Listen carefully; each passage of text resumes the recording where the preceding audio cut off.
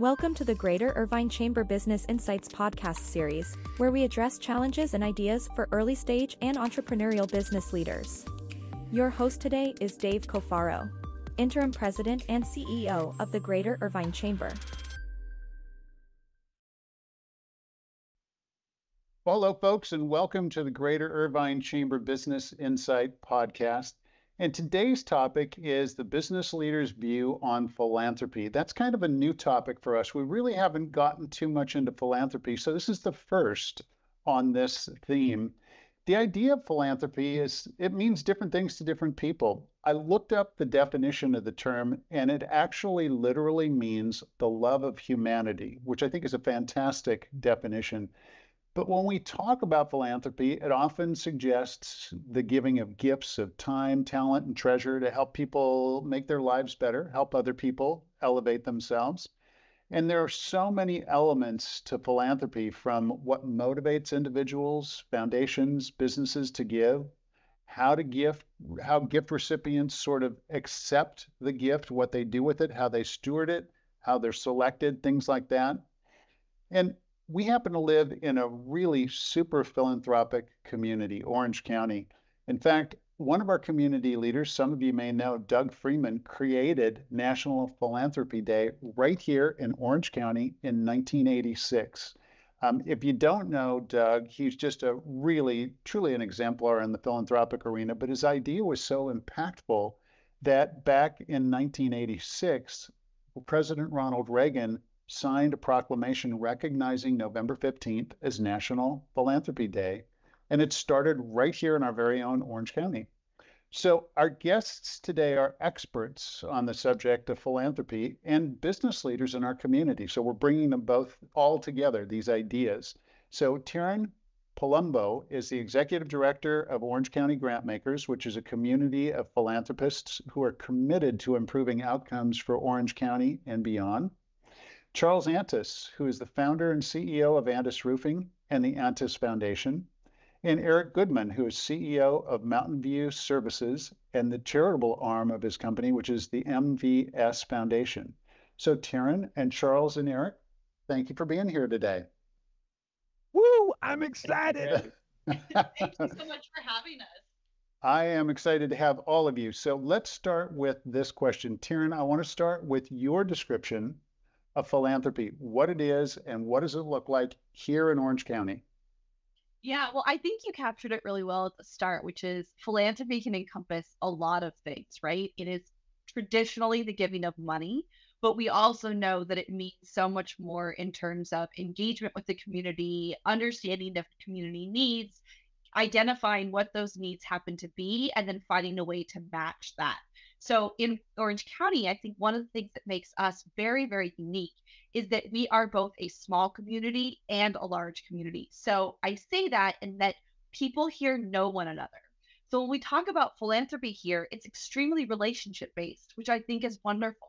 We don't have sort of the anonymous donors who are coming in and just giving money, which I know we'll get into more.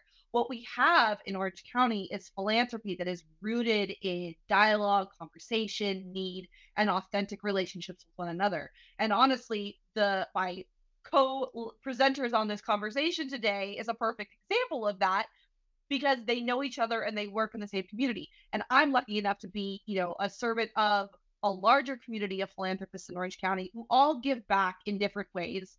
Charles, of course, is a member through his organization. We have corporate philanthropy, we have private family philanthropy, and we have individual donors who are just doing what they can in whatever way is possible. So as we're talking about that, this whole idea of philanthropy overall, there's a perception that I've heard that it's really about super wealthy people. Who is philanthropy in Orange County, Taryn? What does that look like to you? Yeah, so it is absolutely not reserved for those who are super wealthy. It is for anyone who wants to give back and have impact in their community, because philanthropy can happen anyway. It can, of course, be a big gift, right? We all know the people who are able to do that. That's wonderful. However, it is both that and. So it is also those who are finding a way to be active on nonprofit boards, to contribute in-kind donations and needs. A perfect example, of course, is Charles and his work with giving roofs. That is not a traditional Gates or, donation, but it is something that is needed, and it is tied to a direct opportunity and request that represents what our audience and our leaders need. So philanthropy is anyone who is willing to put that perspective into play. When you think about what philanthropy means, it is, as you said, it is a love of humanity, and it is the giving back through time, talent, and treasure, which means if you do not necessarily have a ton of treasure, but you have time and talent, you can still be a philanthropist. And I think one of the things that we're seeing, especially recently, is this idea of incorporating smaller givers, individual leaders in philanthropy by bringing them together through impact circles, through giving networks, so that they see that there are others in their space like them who may not necessarily be able to do $10 million gifts, but who certainly can have an impact in their community. So what I always try and say is OCG is about a community of philanthropists, which does not mean it is limited to those who are giving tons and tons of money. It is for those who want to have a positive impact on their community and are willing to figure out the best way to give back that matches the need of Orange County.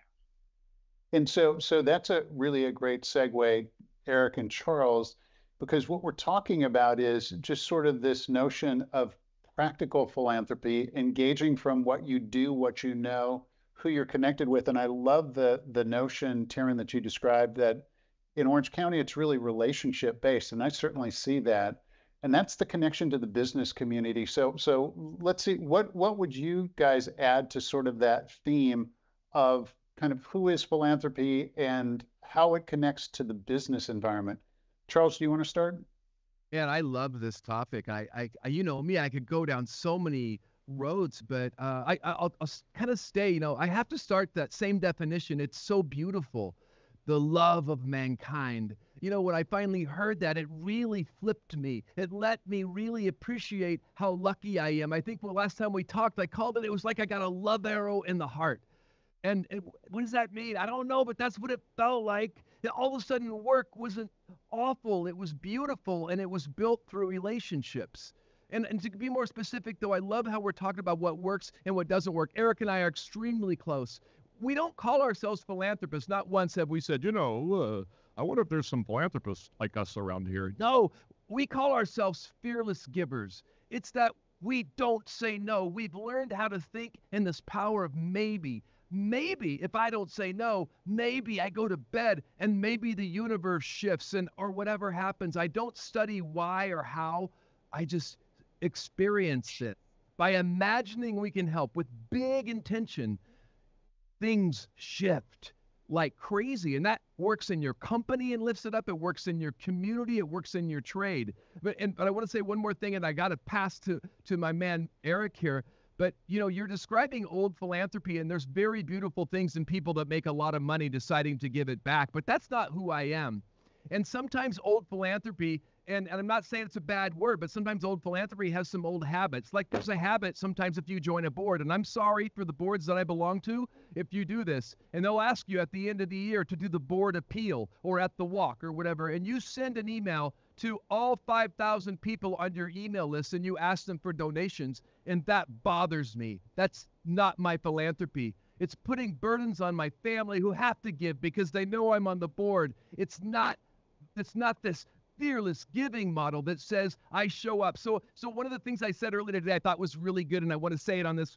Don't be stagnant and stinky. Now, I'm just making fun, but be happy and scrappy. Eric is happy. He's scrappy. He's in with his people. He shows up, doesn't even know what's going to happen that day. He's ready to pass out sandwiches or do whatever.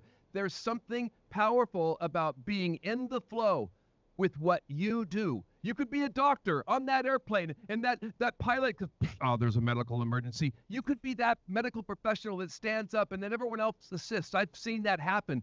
Or you could be me, a roofer, when you walk into the home, which has happened to me, and a little girl pulls you in to show you the poster on her bedroom wall, and you look down and see the moldy mattress that she sleeps on. in that moment, this is your power. And when you discover it, everything changes in your business, in your culture, in your brand, and even in your bottom line, but it doesn't make sense. It's very counterintuitive. But Eric will tell you it's counterintuitively beautiful. So I love this whole idea of, I'll use the term pragmatic, being pragmatic about giving. The term fearless givers, we need to sort of move beyond this notion of a traditional approach to philanthropy. So if it's roofs or it's something else, it's participating in that giving, whatever that means, from what you have to give. So Eric, let's turn to you. And how do you see sort of this whole notion of, whether you call it fearless giving, pragmatic philanthropy, whatever term you use, how do you see it sort of working out from your business perspective? Thank you very much. And I want to share a quote that I love that I saw this year, and I've been living by it recently. So one of the major givers in the world, Melinda Gates, obviously giving lots of money, and I think everybody contribute her to giving money. That's specifically. She was quoted as saying, philanthropy is not about the money. It's about using whatever resources you have at your fingertips, applying them and improving the world. So somebody that's giving these massive amounts of money is saying it's not about the money. It's about the resources that you have. And I can say, honestly, being your Irvine Chambers Philanthropist of the Year this year, and thank you for the honor, which was amazing and touched my heart. But I, had somewhat of a false self when I found out. I'm like, there's a lot of philanthropists in Orange County, and there's a lot of people who give way more money than I give. Why am I getting Philanthropist of the Year? Or why are Charles and I recognized for all the work that we do in the community when there's so many people who give so much more? But that's the exact thing. I realize it's not about the money. It's not the amount of money you give. It's about the resources that you have and how you use those to help others. So Charles does it in his business. He's taught me how to do it in my business. And we use our warehouse. We use our trucks. I use my employees. I use my connections. Just anything that I have at my fingertips that I know a nonprofit needs. If I can help them with those resources, it's not just about the financial gifts, like Charles said, sponsoring a golf tournament, doing a walk. It's about those other things that cost the nonprofit money that comes out of their operation expenses, that if us as business leaders help offset those costs, that just means more goes to the program and the charity's able to do more. And I think that's what we as a community in Orange County and as business people, I think that's what we need to do, is we need to figure out how to leverage more of our resources, come together like Charles and I have as a team. And now you have the power, instead of one company, you have two, and all of our resources together and all of our contacts. And I think that's why Charles and I are so successful at what we do. It'd be worth mentioning really quick, just to for the listeners to understand the weight of this. You see, if I decide I can donate a roof, what happens in the roofing industry is it's a lot. It costs me a lot. I'm not going to lie. The labor's a lot, but the material is not as big as the spend. So the material supplier often can get a tax credit. I call them and I call the material suppliers, and yes, I get a yes. I never donate the material, and then we get the loading. So we can literally give a roof for a third of the cost. And imagine the power of the trade, of an entire trade coming together. And that's what I think is a beautiful thing. And Eric can do it in his trade. And it's beautiful when this combines. It's literally a flood of action in the community that benefits all. So that's such a, oh, sorry, go ahead, Taryn. Oh, I just wanted to add on to something that Eric said, because I think it's really important in how we think about what nonprofits need. So often we think nonprofits, they apply for a grant. They apply for funding from likely one of my members. So it's a big grant. They're asking for money and it's project-based. What is missed often is that money for a program is, of course, needed, but oftentimes that does not cover the basic business needs of a nonprofit. And I really want business leaders to start thinking about the fact that nonprofits are also businesses, which means they also need basic services like accounting and marketing and communications and supplies, computers, whatever, printers, whatever it might be. And so there's such an important role for everyone, whether you are a traditional funder who is giving a grant for a program, or you're a funder that can do general operating, which is amazing. Or if you are a business leader and you think, well, we don't have a philanthropic arm, we don't have a foundation to do a big grant, there is still a role for you because nonprofits are businesses too.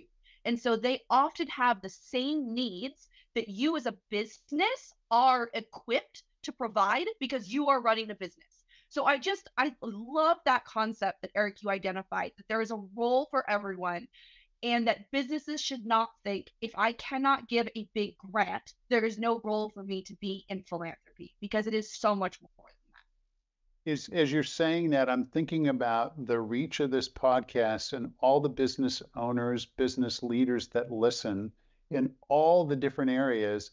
And if they sort of multiply what Eric's talking about and what Charles is talking about, sort of that giving from what you do, giving from what you've got, think about the impact that that can have throughout the county. And it's just amazing. I failed in telling the crescendo of my story just before because I realized I was babbling. But in the last 10 years or 12 years with Habitat for Humanity, because everyone shows up together, the value of the roofs we've installed is $2 million. 93 families. Habitat had no expense on any of those roofs. The most dangerous part, we got the trade to do. And I got to tell you, Antis Roofing makes money on that. How? We make money because our people are so proud they stay. In an industry that has a 56% attrition rate, Antis Roofing retains over 90% of its employees. So it's highly impactful. You know, so that point, Charles, connects to something we've talked about on this podcast before, which is engaging your employees. And that's such a great example when the mission, the purpose of the organization is bigger than just delivering to the bottom line, when there's something that's more meaningful, that elevates engagement. So let's take that to sort of the business side of this. Our listeners are business owners, they're company leaders, and they spend a lot of their time focused on building their businesses and taking care of their customers. So what are some of the motivations that lead people to practice giving, and how does that sync with other priorities that business people have? Because we've got to have balance somewhere. Eric, for my organization, you want me to start? Yeah, please. For my organization, obviously it's our guiding light. I mean, it's in our DNA. It's what we do. In the 37 years we've been in business at Mountain View Services, we care for developmentally disabled adults and children and seniors. So, I mean, our mission every single day is helping those in the community. So to expand that on to nonprofits was just a natural. We already were, set up to do that. And our team knows that every day we're making a difference in people's lives and that they're counting on us. So it was an easy transition, but there's so many, especially in Orange County, and I know everybody on this podcast will agree, there's so many good causes. It's so hard to determine who to help and how to help them. And as individuals and business owners, leaders of companies my size and Charles' size, which are similar in size, and we're not Fortune 500 companies, to be able to have that bandwidth to help those many people is often difficult. But then when we come together, like Charles and I have as a team, and we support nonprofits together, if we had multiple business leaders that were doing that with us, like other chamber members and other people in Orange County, as we said, the impact would just continue to multiply and multiply and multiply and multiply. And then we don't have to try to do it on our own. We can do it together. And that's, I think, why it's worked so well for us. You should have seen Eric last night. Last night at Boys and Girls Club, we had a gathering. And only because Eric just joined this brand new, the Parks Board. What's it called? Park City Board? The Park Club. And all this, he's there and he invites the whole board, and there's all these people showing up, raising all this money, and all because Eric uses his connection, thinking about the community. And by the way, the club is going to benefit from that. Everyone had a moment last night, and he led it, and you did a beautiful job. I was proud of you. Thank you. And as since they're chamber members, thank you very much on behalf of the chamber. I think that leads to a great kind of understanding of how philanthropy has changed, this idea between checkbook giving and strategic giving, right? One of the things that Orange County Grantmakers tries to support through our work is the power of funders coming together and having dialogue about needs. Because, traditional checkbook giving of just, I'm going to write a check and I'm going to be done, and then I'm going to step back and you do what you need with the money, versus how can multiple funders work together to fill in the gaps, to identify the needs, to find more strategic ways to leverage the money that's out there, is the way that we can elevate philanthropy's role in our community. I think there's a misunderstanding or a misconception that philanthropy has this like endless pool of money, especially for traditional funders, right? We think of funders and you think of the Gates and it's just, oh, you have millions and millions of dollars. But the reality is that most of OCG members, that's not the situation. They have limited pockets, limited pools of funds that come from various sources, whether it's family or not. It might be limited in terms of how they have to distribute those dollars across California, across Orange County. And so there actually isn't enough money to serve the 9,000 nonprofits that are in Orange County, to Eric's point. There are so many nonprofits. So how do you figure out what are the needs, who's doing the work, and how to make the limited amount of dollars you have stretch even further? Well, one of the ways is to be strategic, to identify areas of collaboration and partnership, and to see where other funders are already investing, where you don't necessarily need to contribute the funds to start something from scratch, but perhaps you can fill in a small gap or a need that somebody else is working on to collaborate and then be able to do more with the limited dollars that are out there. And if I may, you asked Dave, you asked how to do it. I want to get more into where in between. Like if you're a business owner like me, how do you help? And I think you have to be selfish in that too. It's got to work for you.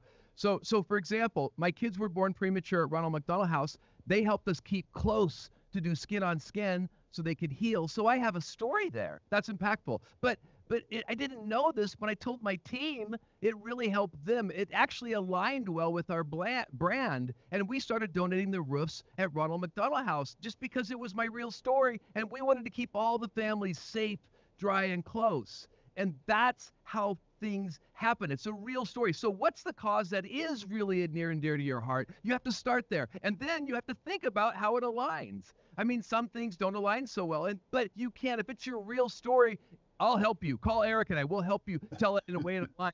And then you have to look at, like Taryn just said, what is that organization where you can stop and help? You don't want to go out and start your own nonprofit. Trust me, you have to run a business. But all of a sudden I find out they need roofs and I want to donate roofs and Habitat for Humanity has roofs. There's a natural alignment. But still, the last thing you have to do, be selfish. Look at the board members of anything you're going to join. Are those people that you want to be like? You want what they have? Then that's who you're going to be sitting next to. And also look at that leader. Judge that leader now, because you're about to join an organization. If that leader can't lead, it's going to put a tremendous burden on you. And so be selfish and all of a sudden get involved in that nonprofit that's filling the gap, that aligns with your cause after you do your scrutiny. And I promise you, you're going to have a magical, magical experience. And Dave, one point on that. Here's where you're going to get into why you shouldn't have Charles and I on the same call together, because we're too passionate and we're going to go crazy. But Charles and I have discussed this at length. And so other business leaders that I know feel the same way we do, I want them to be heard. Sometimes Charles and I make decisions about supporting nonprofits and it hurts our company's bottom line, or we're in a position where we really can't give what we give. And our teams, Charles and I have discussed this many times, our teams will say to us, why are you doing it? Why are you supporting that cause? Why are you helping them? Why this? Why that? They don't understand. And I tell them, why we can't not help them. Like, this is what we have to do. This is us. And then we do it. And then it's always impactful to the team. It's impactful to the organization. It, makes us a better all around. And then the team goes, oh, I get it. I understand. But in that moment in time, they don't see when, times aren't good. It's hard for us. But Charles and I have given when it really hurt before at our companies, because we knew it was the right thing to do, but everyone else around us didn't see it. But we knew that we had to do it, and then ultimately it made it better. I'm sorry. I got to tell this right now. I'm sorry. Dave? Goodman, Eric Goodman, this is new news. Nobody knows this, and it's not completely set up. But Eric Goodman is Antis Roofing's, as a company, my company's godfather. He's the godfather. And let me tell you what that means. In the event that something happened to me and I was incapacitated, Eric Goodman would be the 20% voice out of 5 that would make certain that Antis Roofing continues to take 18% of its top line dollar, no matter how tough that is, and put it back into the community and in telling those stories. And if you don't have Eric there, Antis Roofing doesn't grow. It goes the other way. Because Fantastic. Charles and I support each other. So this particular part of the conversation is a perfect lead into the question about mentoring and role modeling in philanthropy. Obviously, you two are energized and energize each other and energize others. But when you think about like role models, exemplars in this space, who do you think about and how do you want to be seen by those who are looking to you saying, those are the people that I want to be like? Eric, why don't you start? Okay. So obviously Charles is my mentor in terms of how I got into CSR and what we do as a company. Charles and I both were on the board together at Ronald McDonald House Charities of Southern California. That's how we met. And then I started following Charles on LinkedIn. And then, of course, like everyone, they did it. How could you not fall in love with what he does and his passion? And so then I contacted him and said, can you help me? I want to do the same for my business. So definitely for me, it was Charles. But in the bigger picture, as a whole in Orange County, how you started the first call, I mean, for me, Doug Freeman obviously is like at the top of the list. National Philanthropy Day with Ronald Reagan, Orange County being the heart of that. There's a lot of people in Orange County who give and do a lot, but Doug was kind of my inspiration to get started and to do what we do. And then Charles was the person who actually helped me execute what I wanted to do. Wonderful. Charles?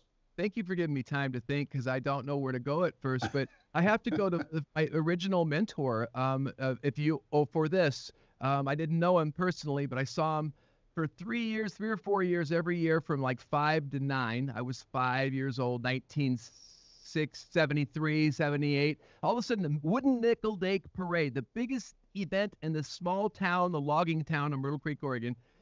There'd be this guy at the end of the parade. He had more money. He wasn't the hardworking lumberjack like everyone else. He was handing out dimes. And in 1976, a dime would buy me 2 big hunk candy bars. But it wasn't just that he gave me money that no one else gave me. When he gave me money, it was as if he looked me in the shoulders and shook me and said, "Look at you." And all I remember is not a feeling that I know today is I want to be like him. Not that I don't want to work hard like my dad. But then my dad is the guy, because I didn't know it till later in life, but my dad does this. He always does the right thing. I've seen him lose his temper before, but no, when he makes a decision, he'll always take care. He has to do the right thing. He used to wear that little Red Cross blood pin because he gave blood every month, and I tried to understand, why do you do that, Dad? And he said, "It's the right thing to do, son." And it's like, just did that. And there's something about a business. If I have a roofing company and I walk into that house and there's a leak in that home causing mold, and that's causing harm to the family, what kind of man am I to walk out? I can't do it. I can patch it. There's something I can do. And I think we all have capacity to flow like that in our lives. It's just a matter of believing that you can. And the more you start to build that intention, like Eric, the bigger the capacity, and pretty soon you're moving mountains. You and a team. You're no longer at the lead. You're just with this big wake of opportunity, people coming together from old philanthropy, new philanthropy, but high-fiving, saying, "Look what we can do together. Look how it feels." We feel alive, and that's really what it comes down to. And as you're talking through that, again, I think about the multiplier effect of all the business leaders, the business owners, the entrepreneurs that are listening to this podcast. And what I hear again and again is give from who you are, give from what you've got, give from what your expertise is, give from what your gifts are, and let that build over time, which is a great message. So I want to shift, Taryn, and I want to ask you the question, what is philanthropy trying to accomplish? Yeah, so I mean, this sounds very optimistic and perhaps naive, but at the very core, Orange County Grantmakers and the philanthropy that's a part of our community here, we are trying to make Orange County a more equitable place for the people who live here. I mean, it's very simple. Now, the way we do that is through a variety of resources and strategies and whatnot. But I think it really comes down to this idea of a sense of community. And I mean, you can see that just through Charles and Eric's relationship, but it is so much about how we can get to know the people who are doing the work on the ground, which at the end of the day is the nonprofit leaders, right? They're the ones that are first in line to see the needs and the challenges and the opportunities, and then trying to figure out how we can invest the money that is out there from a philanthropic perspective to make that easier. Orange County Grantmakers was started in 2006. It was supported by Charitable Ventures, and it was launched by a very, very small group of philanthropic leaders in Orange County that many of people probably know, Shelley Koss and Ann Olin and a variety of others. But the originating idea was because a report came out in LA that basically found that philanthropy didn't really exist in Orange County. There was no community here. And the funders who were here said, no, that's not true. We are here and we have presence. And so what Orange County Grantmakers and what philanthropy continues to try and reinforce and invest and do is to build a sense of community, both between the funders, so they can talk to one another, they can learn from one another, they can share best practices, they can align, and they can elevate impact, but also to break down that wall that has for many, many years existed between those who have the funds and those who need it. We hear this all the time. It's becoming more and more of kind of a trendy idea, this idea of trust-based philanthropy. But when you get rid of all the jargon around it, what it really comes down to is making sure that in Orange County, we have a true sense of community between everyone who lives here and who is striving for the same thing, which is to make Orange County a more equitable place. So we do that through hosting a variety of conversations and mixers and connection points. I'll do a little plug. We have our summit coming up in October. We bring together 400 people, business leaders, community leaders, nonprofit leaders, and funders to just have conversation about what is going on in Orange County.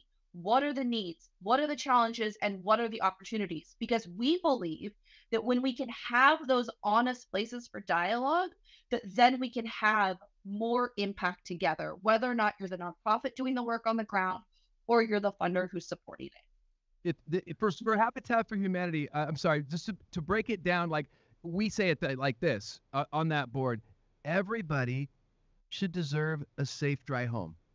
That's kind of how the nonprofit industry for housing is. But in food, it's like, everybody deserves a meal to be fed. But it's like you said, Taryn, we don't know. We have biases. We have blinders on. We're just going about our lives. We don't realize even before COVID, there was like 20% of the people in our community are food insecure. As a normal person, we can't imagine that. It's not drug addicts. It's seniors. It's kids. And there's food insecure. So we can get together. We see this because I think the people that were listening to this, we kind of all agree. Everybody deserves a safe, dry home. That sounds fair. Everybody deserves a full belly with healthy food. What about mental health? Oh, I mean, it affects me. It affects my family. It affects my company. What's going on in the community? Doesn't everybody deserve an opportunity to be mentally healed? And so I think the more you put in front of your face, the more you go, oh my God, I didn't know. Yes, there is something we can do as a community together. So true. Taryn, I want to build on what Charles just said and just think through, who are the funders? What does that look like from your perspective when we think about the funders of philanthropy in Orange County? Yeah, so we actually have a lot of corporate presence here. So those are going to be your traditional corporate social responsibility or CSR leaders. It's the foundations within large companies like PIMCO or Wells Fargo that are giving dollars from their company to the community. It's the foundation that Charles is supporting. It is also family foundations. So smaller foundations that have some funds that are trying to give and have impact, and it is individual donors, and it is donor advised funds. So I mean, philanthropy in Orange County cannot be limited to one area. Now, when I first joined OCG, some of our members were actually anonymous. They didn't want to be listed. And one of the first things I did was say, that's not the type of community we want. I understand the idea behind anonymous gifts, but here in Orange County, in our community, we want to have authentic relationships. And that starts by not hiding behind anything. So you can go to the OCG website and you can see who all of our funders are. They're all listed there. And they really do cover the full spectrum of corporate philanthropy, private philanthropy, community foundations, Orange County Community Foundation, the Anaheim Community Foundation, to, smaller family foundations. Again, this idea that philanthropy is not limited to only those companies that have tons of money and tons of resources, but it is for anyone who wants to give back. So we really kind of see that there's a role for everyone. And that's one of the things we try and kind of amplify all the time, is that there is a way to give and have impact wherever you're coming from, and that you should not have kind of a narrow perspective on what a philanthropist or a funder is. Yeah, and I think that's going to be one of the key takeaways from this conversation. If people take away one thing, let's not have any preconceived ideas about what it means to be a funder, right? And I think with what both Eric and Charles have said, you can give from wherever you are, whatever you do, whatever is the nature of your business. So Eric Dave, and Charles, both. Can I add one thing to that? Yes, please. I said so. So interesting fact I learned this year in a conference I was actually speaking at, and I shared it a few times on LinkedIn. But so 500 billion donated to nonprofits annually.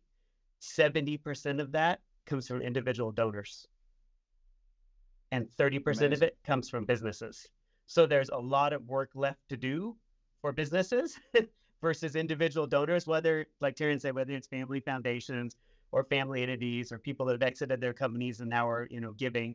But as a whole, nationally, if you look at giving, it definitely comes from individual donors versus coming from businesses. That's why I think us as business leaders have a lot more work to do to support nonprofits, and that's what Charles and I are trying to change. So Eric, from your business perspective, how does your focus on philanthropy impact your employees? I think our numbers are maybe different than Charles just because of the way we service is different, obviously. But I think there's no question that if you surveyed anybody on my team, from our senior management down to our employees in the warehouse packing the orders and shipping them out, in the current economy and with the pay, us receiving all of our funding from Medi-Cal and Medicare, primarily for the developmentally disabled adults and children that we care for, we don't pay a really high rate.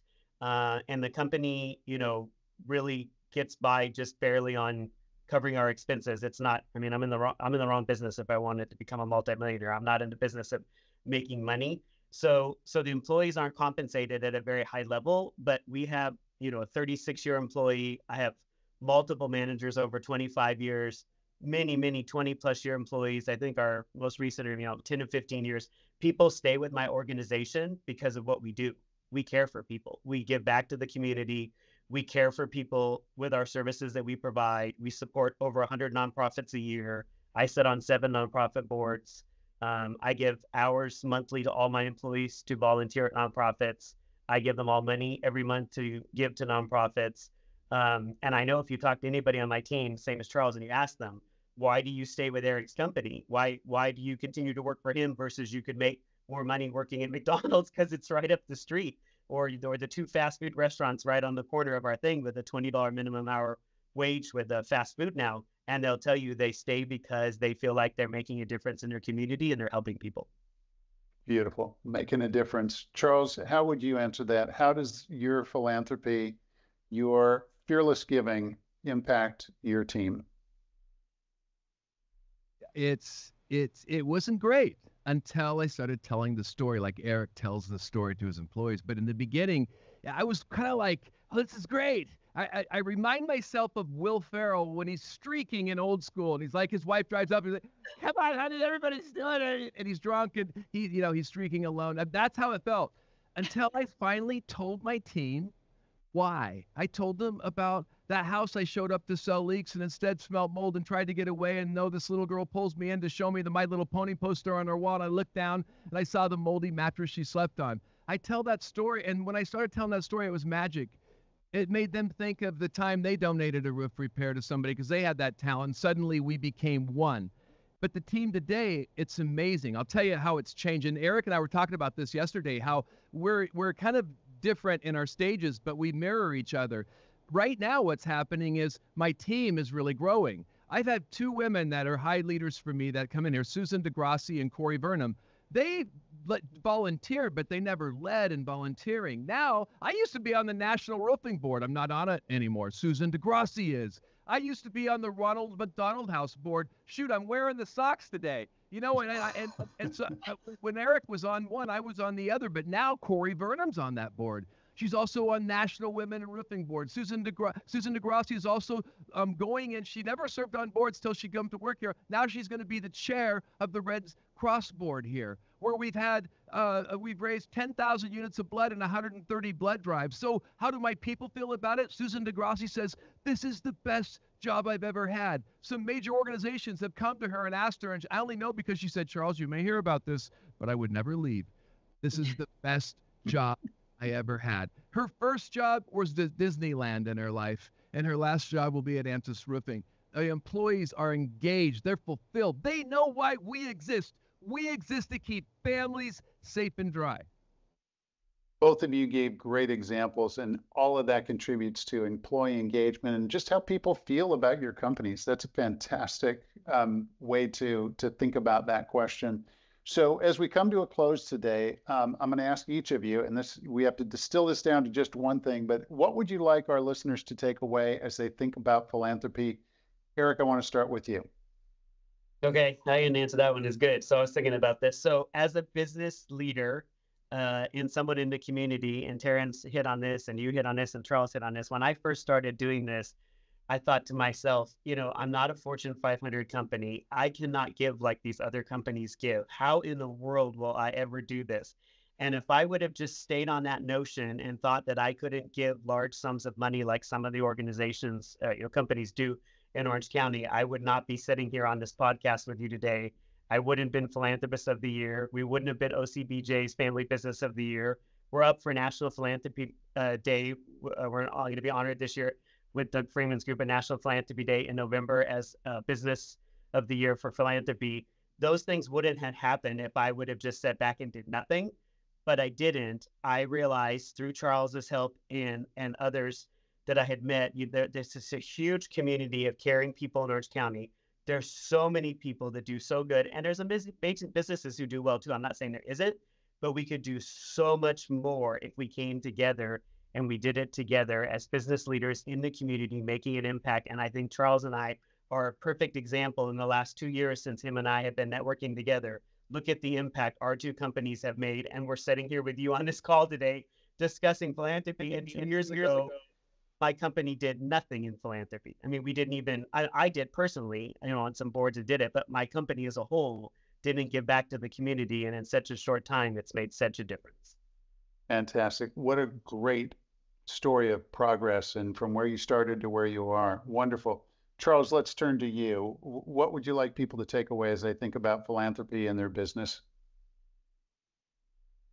Well, if you could just feel what it's like to be the chief people awakener at Antis Roofing, where I used to be this called the CEO with the Rolex. I used to come in and I would be here at 5 a.m. I wouldn't leave till 7, and I was aware of who else matched my hours.